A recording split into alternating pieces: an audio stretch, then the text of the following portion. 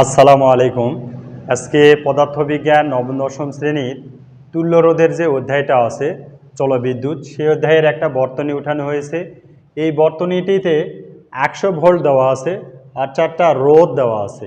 এই দুইটা রোধ কিভাবে আছে শ্রেণীতে আছে, আর এই দুইটা রোধ কিভাবে আছে শ্রেণীতে আছে। এখন চিত্রে বলতেছে R2 অর্থাৎ এইটা আর R3 অর্থাৎ এইটার এর ক্ষমতা সমান হবে কিনা, এইটা একটু দেখতে বলছে। এই প্রশ্নটা আসছে আমাদের চট্টগ্রাম বোর্ড 2023 সালে আসছে, ঘ নম্বরের প্রশ্ন। এটা আমরা একটু সলিউশন করব।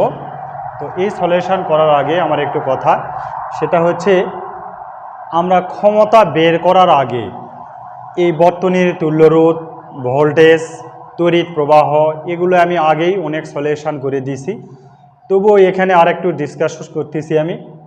ডিসকাসটা হচ্ছে এখানে এই আর এই দুইটা বর্তনী কিভাবে আছে, একই লাইনে আছে অর্থাৎ শ্রেণীতে আছে, আর এই দুইটা কি আছে রোধ শ্রেণীতে আছে।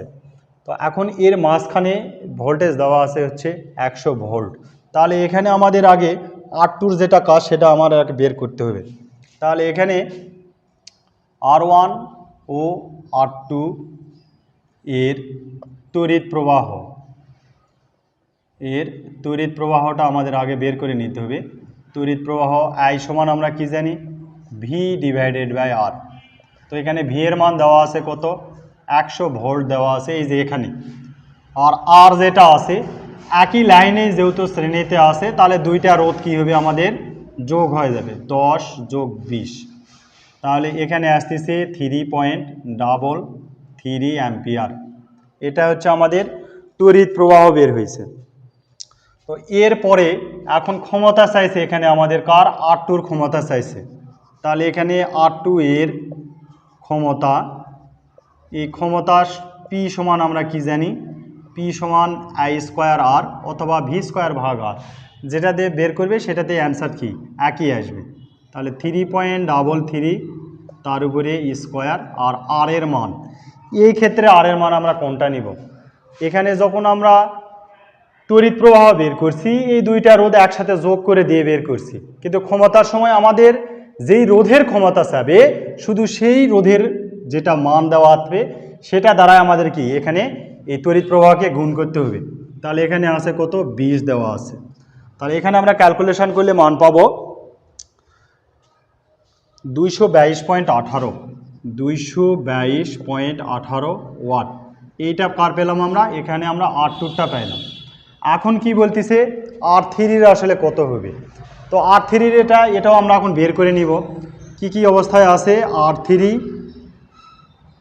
ও R4 এর তড়িৎ প্রবাহ ঠিক সেমভাবে আমরা তড়িৎ প্রবাহটা কি আগের মতো করেই বের করে নিব।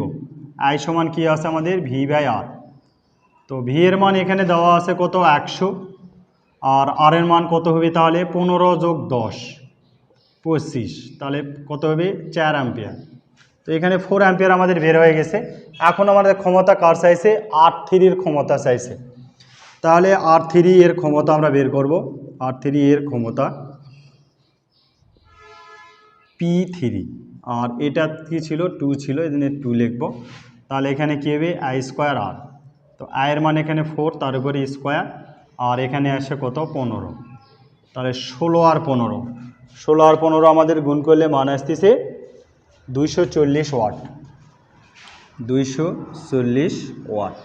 তাহলে এখানে কি দেখা যাচ্ছে যে P3 যেটা আছে অর্থাৎ R3 বড় দেখাচ্ছে আর R2 কি ছোট দেখাচ্ছে।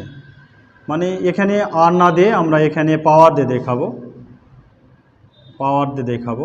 তাহলে এখানে এখন এটা লেখার পরে আমরা কি লিখব যে R2 ও R3 এর ক্ষমতা সমান নয়, এতটুকু লিখে দিলে আমাদের ফুল অ্যান্সার হয়ে যাবে।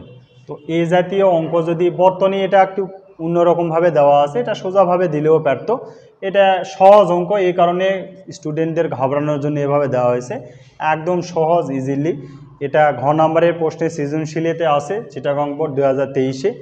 তো আমি সহজ নিয়মে করে দেওয়ার চেষ্টা করছি। এরপরও কারো যদি কোনো সমস্যা হয়ে থাকে অবশ্যই আমাকে কমেন্টে জানাবে, আমি আবার পুনরায় বুঝে দেওয়ার চেষ্টা করব ইনশাল্লাহ। সকলকেই ধন্যবাদ।